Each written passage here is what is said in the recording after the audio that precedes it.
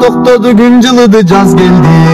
Свет өчпөй кубанычы чак келди. Бир топ адам байкады, Бир окуяң айталы, бир күлдүрүп кыргыз деген жакшы элди. жетелешип кемпир менен абышка, Жети кабат агыл жака барышса, кароолчусу киргизбей, өйдө жака билгизбей, кууп чыкты бекем туруп намыска. абышкасын карап алып кемпири, Айрык экен деп кыйкырды жемпири. жыртык болсо кийимиң, Киргизбейт да тигиниң, кийип кел деп айттым эле беркини. аста тартып алып мурунду, Анда абышка кемпирине бурулду. эй жаман кемпир угуп ал, Бул жемпирдин сыры бар, жап-жаш болуп калам кийсем мунумду.